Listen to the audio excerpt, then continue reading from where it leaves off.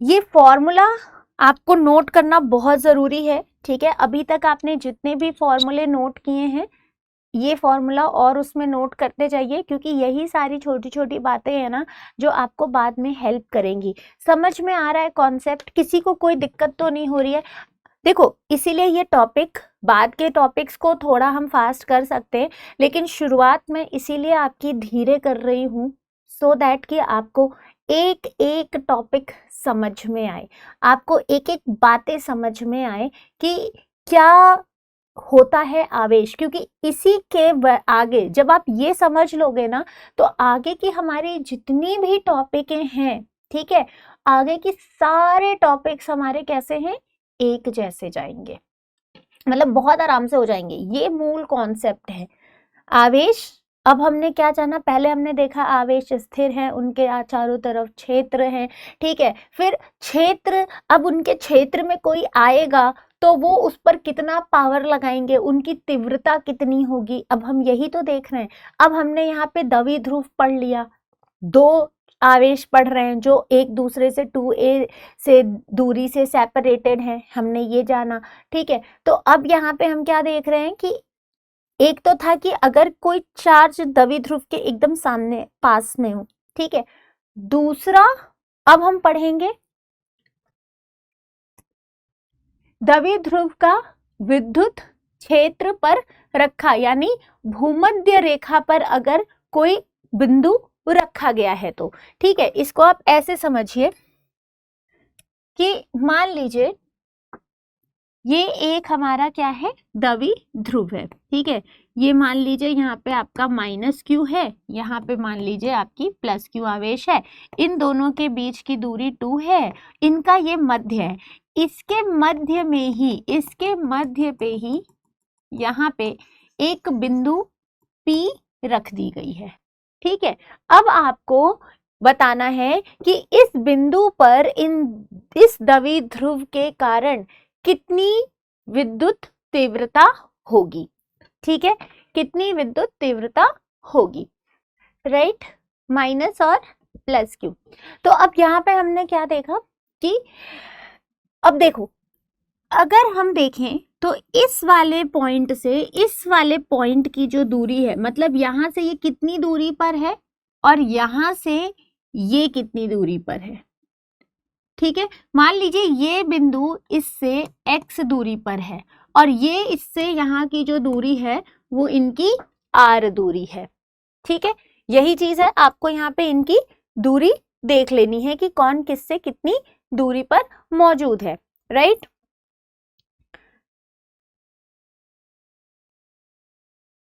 चलिए अब देखो, इसके कारण इस बिंदु पर जो विद्युत आवेश लगेगा, जो विद्युत तीव्रता होगी, वो किस दिशा में जाएगी? क्या वो अंदर आएगी? नहीं ना, वो बाहर जाएगी। E1, इसकी वजह से E1 इधर जाएगा ना, क्योंकि ये प्लस है तो बाहर को निकलेगा। अब इसके दो कंपोनेंट होंगे, कौन से? एक कंपोनेंट ये और एक कंपोनेंट ये वेक्टर होता है, ठीक है। तो इसके दो कंपोनेंट E1 साइन थीटा और ये क्या हो जाएगा, E2 E1 cos theta, E1 sine theta और E1 कॉस थीटा, ठीक है। उसी तरह अगर हम इसकी वजह से देखें तो क्या होगा, इसकी वजह से अगर हम देखें तो यहाँ पे जो है विद्युत तीव्रता वो अंदर आएगी, क्योंकि ये माइनस है ना, तो इसकी वजह से वो अंदर आएगा, ठीक है। अब इसकी वजह से अगर वो अंदर आता है तो यहाँ पे एक तो आपका ये बनेगा और एक आपका ये बनेगा, ठीक है। ये क्या है, E2 cos थीटा, ये हमारी E2 है, और ये क्या है, E2 साइन थीटा, ठीक है। E2 cos theta, E2 sine theta है, राइट। तो अब अगर हम यहाँ पर देखते हैं कि हमारे जो E1 साइन थीटा है और जो E2 साइन थीटा है, इस पे अगर हम देखें तो देखो ये प्लस और ये माइनस साइन थीटा तो कैंसिल हो जाएगा, तो हमें असल में क्या मिलेगा, जो हमें विद्युत तीव्रता मिलेगी वो क्या मिलेगी, E1 cos theta plus E2 cos theta. तो हमें जो तीव्रता मिल रही है विद्युत की वो सिर्फ इसकी वजह से मिल रही है ना, E1 cos theta plus E2 cos theta मिल रहा है। इतनी बात समझ में आ गई। अब आप इस डायग्राम को देख के यहां से समझिए। अच्छा, इनके बीच की दूरी कैसे निकालेंगे? मान लीजिए ये 2a है, ठीक है, तो PA इक्वल्स टू PB है, PA PB, क्योंकि ये एक इक्विलैटरल ट्रायंगल है, तो जिनका साइड क्या है, सेम है, ये और ये दूरी बराबर होगी। अच्छा, PA PB है कितना? अब देखो, अगर ये A है, ये A है, ठीक है, और ये दूरी R है, तो ये क्या हो जाएगी, R प्लस A का होल स्क्वायर हो जाएगा, R प्लस A का होल स्क्वायर। तो जितना ये है उतना ही ये वाली दूरी भी होगी, ठीक है। तो अब देखो, प्लस Q के कारण P पर विद्युत क्षेत्र कितना हो जाएगा, ये जो हमारा E1 था वो कितना आ जाएगा, 1/4 pi epsilon Q by R square E2, ठीक है। तो अब E2 is equal to 1/4 pi epsilon not Q by R square PA, ठीक है। अब यहीं पे हम क्या देख रहे हैं, ये E आ गया जो अभी मैंने पहले लिखा था वहां पे, E क्या हो जाएगा, E1 cos theta plus E2 cos theta. ये समझ में आया ना, ये क्यों आ रहा है E1 E2 cos थीटा। अब देखिए यहाँ पे आप E की जगह ये वैल्यू रख लीजिए 1/4 pi epsilon not Q by R square cos theta, ठीक है। अब यहाँ पे E क्या है, 2 प्लस प्लस कर देंगे तो ये 2 4 पाई epsilon not Q by R square cos theta. cos theta क्या हो जाता है, A by R। cos theta क्या होगा, ये देखो, ये वाली वैल्यू A है, ये R है, तो cos थीटा क्या हो जाएगा यहाँ पे, इसके लिए A बाई R हो जाएगा। तो यहाँ पे आपने A बाई R लिख दिया। तो अब यहाँ से देखिए E is equal to 1/4 pi epsilon not 2AQ R cube हो जाएगा, ठीक है। तो अब यहाँ से अगर हम देखें तो E is equal to 1/4 pi epsilon not 2AQ R cube. ये कैसे आया, क्लियर है, ये 2AQ क्या होता है, द्विध्रुव डाइपोल मूवमेंट होता है, ये P होता है 2AQ, तो यहाँ पे आपने P रख दिया, राइट। अब जब यहाँ आपने P रख दिया तो आपका फॉर्मूला क्या हो गया, ultimately E is equal to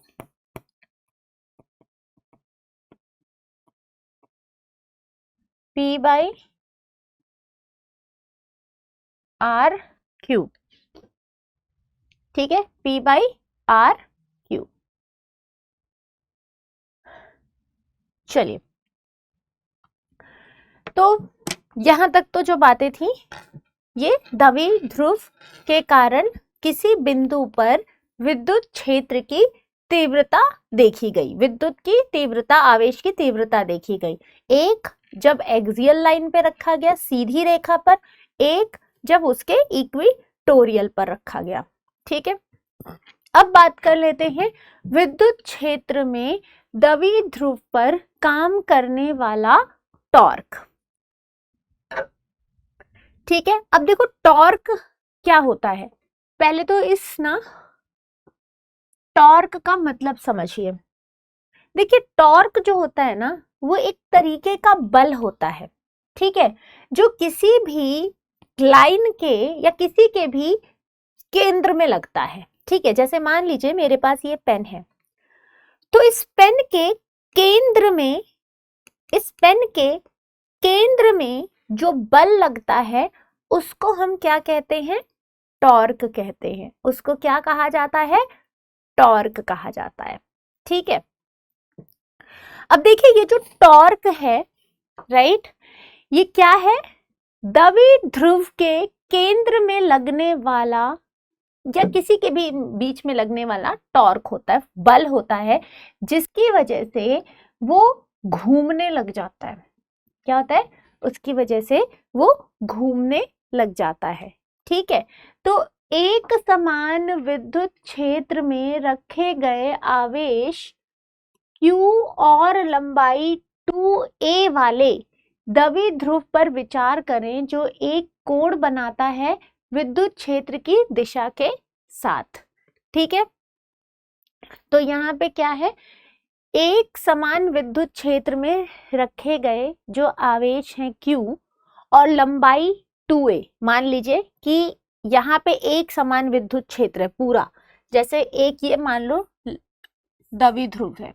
तो यहाँ पे ना ये सारा विद्युत क्षेत्र एक जैसा, हर जगह विद्युत क्षेत्र एक जैसी है, ठीक है, यही कह रहा है। एक समान विद्युत क्षेत्र में आवेश रखा गया है, ठीक है, एक माइनस क्यू और एक प्लस क्यू, जहां पे इनके बीच की जो दूरी है वो कितनी है, 2a। तो अब ये एक द्विध्रुव हो गया जो एक कोण बनाता है विद्युत क्षेत्र की दिशा के साथ। तो अब यहाँ पे क्या बना, जो कोण बना, अब देखो यहाँ एक बिंदु ये है, यहाँ एक बिंदु ये है, तो अब इस वाले की वजह से इस पर कोई बल लगेगा, इसका भी तो कोई बल होगा ना, इस वाले आवेश पे कोई बल लगेगा, वो बल कितना होगा, F is equal to minus Q E plus Q E, और इसकी वजह से जो बल लगेगा वो F is equal to minus Q E हो जाएगा, ठीक है। तो एक प्लस क्यू ई और एक माइनस क्यू ई, राइट। अब देखिए यहाँ पे एक अगर हम प्लस क्यू ई रखते हैं, एक हम यहाँ पे माइनस क्यू ई रखते हैं, तो उससे क्या हो रहा है, प्लस और माइनस ये दोनों कट गए, मतलब ये दोनों बैलेंस हो गए, ये दोनों फोर्स हमारे क्या हो गए, बैलेंस हो गए। यानी अब यहाँ पे जो बल लगेगा उस बल की वजह से ये क्या होंगे, ये टॉर्क होंगे, मतलब यहाँ का बल और यहाँ का बल 0 हो गया, कट गया, एक दूसरे को कैंसिल कर दिए। अब जो बल लगेगा वो यहाँ लगेगा और यही वो टॉर्क होता है। तो देखो आवेश प्लस क्यू और माइनस क्यू का बल का अनुभव करते हैं, प्लस क्यू ई और माइनस क्यू ई दोनों आपस में शून्य हो जाते हैं, ठीक है, ये दोनों बल क्या है, आपस में क्या हो गए, शून्य हो गए। अब जो टॉर्क होता है उसको हम लोग टाउ से रिप्रेजेंट करते हैं। टॉर्क को किससे रिप्रेजेंट किया जाता है, टाउ से रिप्रेजेंट किया जाता है। टाउ क्या होता है, बल इंटू लंबवत दूरी, बल इंटू लंबवत दूरी, परपेंडिकुलर दूरी।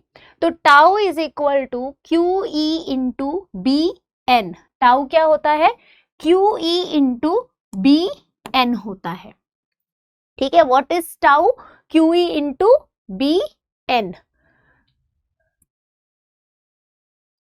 अब देखो बी एन जो है ना, ये जो हमारा बी एन है, tau is equal to B N, B N क्या है, एक लंबवत लाइन है, ठीक है। अगर हम इसको एक कोण मानते हैं, ठीक है, इसको एक कोण मानते हैं, तो यहां से साइन थीटा क्या हो जाएगा, P by H. Sine theta क्या होता है, P परपेंडिकुलर बाई हाइपोटेन्यूस, तो P क्या है हमारा, BN है, और H क्या है, 2a है। तो यहां से BN निकल आया 2a साइन थीटा। अब हमें क्या करना है, यहाँ पे वो वैल्यू रख देनी है। तो tau is equal to F into 2a sine theta. F क्या है, QE है, QE into 2a sine theta. अब यहां से 2QE और 2AQ मान लीजिए, 2AQE साइन थीटा, ठीक है। अब यहाँ पे हम इसको P लिख सकते हैं, PE sine theta. Sine theta हटाने के लिए P क्रॉस E, तो टाउ क्या आ गया, P क्रॉस E आ गया, ठीक है। टाउ के लंबवत P और E। आगे बात समझ में,